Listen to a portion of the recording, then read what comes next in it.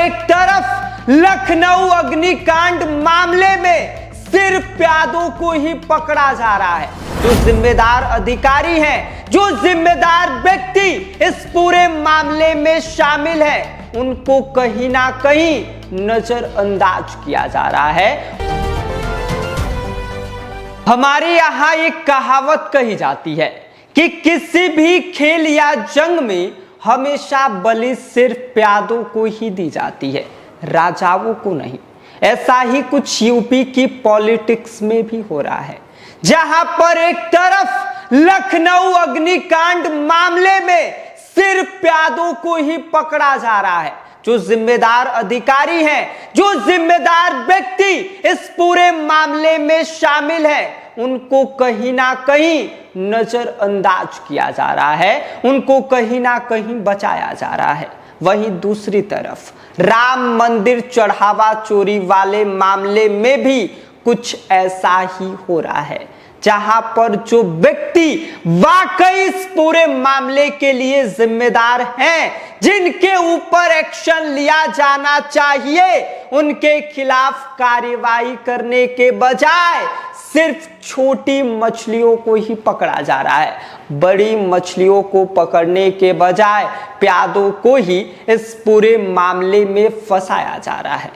अब आप सोच रहे होंगे कि हम ऐसा क्यों बोल रहे हैं, इसके पीछे का पूरा कारण क्या है, क्या कुछ इस पूरे मामले को लेकर सवाल उठाए जा रहे हैं, क्या कुछ अब तक इस पूरे मामले में कार्रवाई की गई है, क्या कुछ विपक्ष इस पूरे मामले को लेकर कह रहा है, कौन प्यादा है और किससे बचाया जा रहा है, कौन बड़ी मछली है, बताएंगे आपको सब कुछ। लेकिन उससे पहले नमस्कार, आप देख रहे हैं स्वराज पोस्ट और मेरा नाम विष्णु है। सबसे पहले आप ये समझिए कि पूरा मामला क्या है और कैसे यह पूरा बवाल शुरू हुआ। तो मामला अयोध्या के राम मंदिर में आने वाले चढ़ावे और इसके साथ ही साथ दान की रकम से जुड़ा हुआ है। आरोप यह है कि भक्तों के द्वारा दिए गए करोड़ों रुपए के चढ़ावे में गड़बड़ी हुई है, करोड़ों रुपयों का हिसाब ही नहीं मिल रहा है, जिसको लेकर समाजवादी पार्टी के सुप्रीमो अखिलेश यादव ने सबसे पहले इस मुद्दे को जोरों शोरों से उठाया था और कहा यह था कि करोड़ों रुपए गायब है, कोर्ट को इस पूरे मामले पर संज्ञान लेना चाहिए।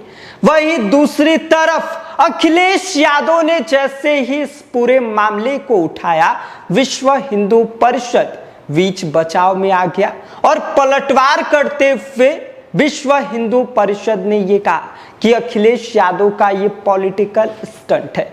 बावजूद इसके जब इस पूरे मामले का दबाव सरकार के ऊपर बढ़ने लगा और जांच की मांग तेज हुई, तो आखिरकार यूपी सरकार को एसआईटी का गठन करना ही पड़ा। लेकिन साथ ही साथ विवाद भी खड़ा हो गया। लोग ये पूछने लगे कि भाई, जब करोड़ों रुपए के कथित गमन की बात सामने आई तो एफआईआर क्यों नहीं दर्ज किया गया, पहले एसआईटी का गठन क्यों नहीं किया गया, अब तक इस पूरे मामले पर क्या क्या हुआ है ये सुन लीजिए। 7 जून को अखिलेश यादव आरोप ये लगाते हैं कि मंदिर के अंदर चढ़ावे में जो पैसा आता है उसमें से करोड़ों रुपए गायब है। इसके बाद पूरे प्रदेश में राजनीतिक घमासान शुरू हो जाता है। विपक्ष लगातार एफआईआर की मांग करता रहा, लेकिन सरकार ने पहले एफआईआर दर्ज करने के बजाय 13 जून को 3 सदस्यीय एसआईटी का गठन कर देती है। एसआईटी इसकी शुरुआती जांच करती है, पूरा रिपोर्ट तैयार करती है और मुख्यमंत्री कार्यालय लेकर पहुंच जाती है। मुख्यमंत्री योगी आदित्यनाथ इस पूरे मामले की समीक्षा करते हैं। एसआईटी के द्वारा जो रिपोर्ट दिया जाता है उस पर जो है वो बातचीत करते हैं और उसके बाद आखिरकार लगभग 3 हफ्ते के बाद कल यानी कि गुरुवार को अयोध्या के राम जन्मभूमि थाने में एफआईआर दर्ज होता है।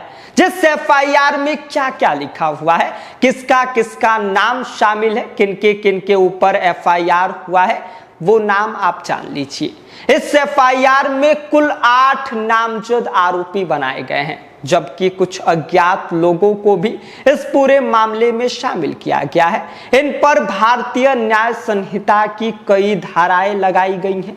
आपराधिक जो है वो विश्वास भंग, धोखाधड़ी, आपराधिक साजिश की धाराएं जो है वो इसके अंदर स्पष्ट रूप से लिखी गई हैं। नामजद आरोपियों में सबसे चर्चित नाम रमाशंकर यादव उर्फ टिन्नू का है, जो कभी ट्रस्ट के महासचिव चंपत राय के ड्राइवर रहे थे और बाद में मंदिर के मैनेजमेंट और जो है वो उनसे जुड़े रहे। बाकी आरोपियों में अविनाश शुक्ला, इसके अलावा अनुकल्प मिश्रा, मनीष यादव, रमाशंकर मिश्र, सुभाष और करुणेश के नाम शामिल है। यानी कि कार्रवाई तो हुई है, लेकिन यहीं से नया विवाद भी शुरू हो गया है। आरोप क्या लगाए गए हैं? विपक्ष ये कह रहा है कि कार्रवाई तो हुई है, लेकिन सिर्फ दिखावे के लिए। अखिलेश यादव ने एफआईआर दर्ज होने के बाद अपने सोशल मीडिया एक्स पर लिखा हुआ है कि भाजपा के राज में नाइंसाफी की झांकी, फुनगी को फांसी, शाखाओं को माफी। यानी कि उनके मुताबिक छोटे लोगों पर एक्शन हो रहा है, लेकिन बड़े लोगों को बचाया जा रहा है। उन्होंने ये भी आरोप लगाया है कि एसआईटी के बहाने सबूतों को व्यवस्थित किया गया होगा, फिर यह तय किया हो गया होगा कि किन लोगों को आरोपी बनाना है।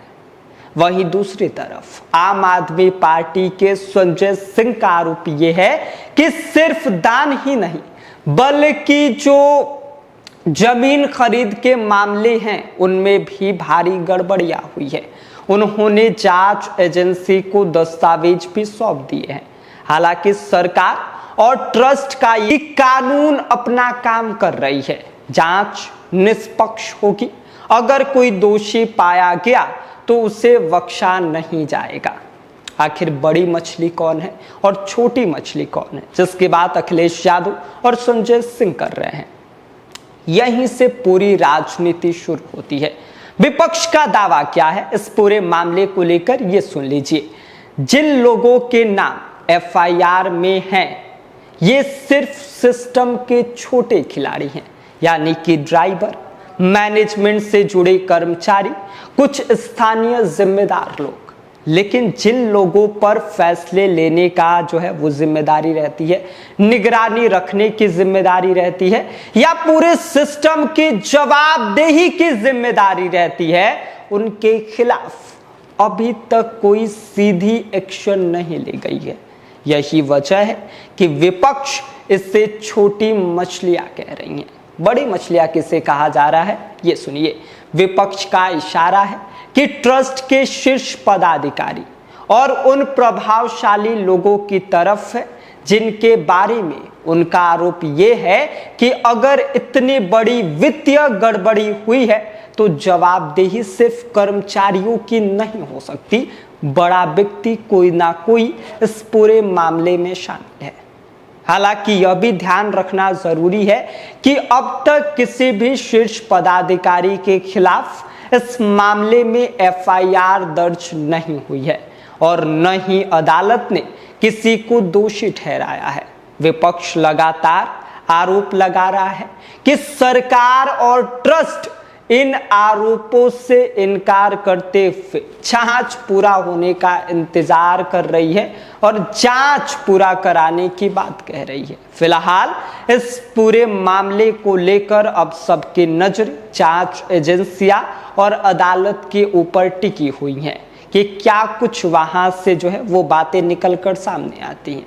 राजनीति में सवाल यही गूंज रहा है कि क्या इस बार के इस खेल में इस शतरंज के खेल में सिर्फ प्यादों की कुर्बानी दी जा रही है, या फिर वाकई इस पूरे मामले में कोई बड़ा नाम भी सामने आएगा जिस पर कार्रवाई होगी? अब सवाल ज्यादा है, जवाब कम, और इन सवालों का जवाब जांच रिपोर्ट आने के बाद ही पता चल पाएगा। फिलहाल 8 लोगों के खिलाफ इस पूरे मामले को लेकर जो है वो एफआईआर दर्ज कर लिया गया है, जिसको लेकर आप क्या सोचते हैं? क्या वाकई जो अखिलेश यादव और संजय जो आम आदमी पार्टी के हैं वो आरोप लगा रहे हैं, उन बातों में कितनी सच्चाई है? क्या वाकई बड़ी मछलियों को बचाया जा रहा है, छोटी मछलियों को फंसाकर कुछ इस पूरे गेम में जो है वो नई कहानी रचने का काम किया जा रहा है? क्या कुछ आपकी राय है, क्या कुछ आपकी प्रतिक्रिया है, हमें भेज दीजिए। बाकी आप देख रहे हैं स्वराज पोस्ट और मेरा नाम विष्णु है। गोल, जहां 28 वर्षों के सफर में 18,000 से भी अधिक छात्रों ने डॉक्टर एवं इंजीनियर बनकर सफलता की ऊंची उड़ान भरे है, जहां साधारण छात्र भी बिहार एवं झारखंड टॉपर बनकर बड़ा इतिहास बना रहे हैं। दूरदर्शी शिक्षाविद श्री विपिन सिंह के मार्गदर्शन में मेडिकल एवं इंजीनियरिंग के लाखों छात्रों के लिए आशा की किरण के रूप में गोल, द रिजल्ट फैक्ट्री